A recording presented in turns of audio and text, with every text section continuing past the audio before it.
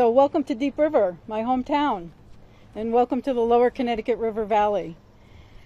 The Connecticut River is our premier natural resource. It runs through our history, our economy, our character, and our communities. As its stewards, we must preserve and protect the river, its ecosystems, waterfowl, wildlife, and ensure the safety of the residents who live along, recreate, and work on the river. Hydrilla isn't just an aquatic weed. It's a serious threat to our river's ecology, our boating and fishing economy, tourism, homeowner values, and flooding safety. If we don't act now to combat hydrilla and other invasive species, the river will change, and it may never recover. Understandably, the use of any chemical in our environment causes concern. But I want to tell you, this project is not a covert, unregulated spraying of DEQUAT. It's a publicly reviewed, evidence-based, EPA-approved program, issued with permits, overseen by DEEP, and supported by rigorous research.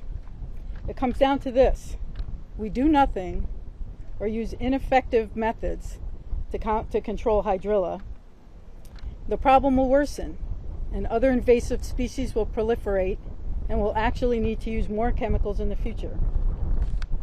We recognize the concerns raised by viral social media posts. We are here to tell you those claims are false. DEQUAT is properly applied and in the right amount in the river and other waterways in Connecticut. It is not considered hazardous. The project is active. It's not paused or canceled. There are currently no effective mechanical methods to combat hydrilla because, as the senator talked about, just the small piece of hydrilla as it transports down the river can worsen the problem. Public input is not being silenced. Scientists and engineers at DEEP and the U.S. Army Corps of Engineers continue to solicit public comment on research outcomes and permits. And me and my colleagues, we're always available to listen and discuss. Without this project, the cost and consequences of invasive species will be much greater. Thanks to our past legislation, and I'd just like to point out, former Representative Christine Palm is in the audience, and thanks to her diligence and dedication, the state has sustained funding since 2022 and has built a multi-agency, science-led program. Senator Blumenthal is protecting the federal funding that's essential to keep this project moving forward.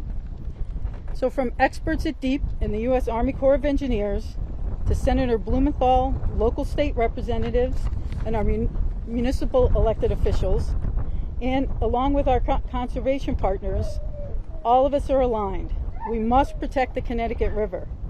So we need to view this as preserving a precious resource, not poisoning it. And finally, I'd just like to reiterate what Senator Blumenthal said: clean, drain, and dry your boats, your watercraft, your fishing gear, especially if you're coming out of the Connecticut River and going to another waterway or lake in the state. Thank you.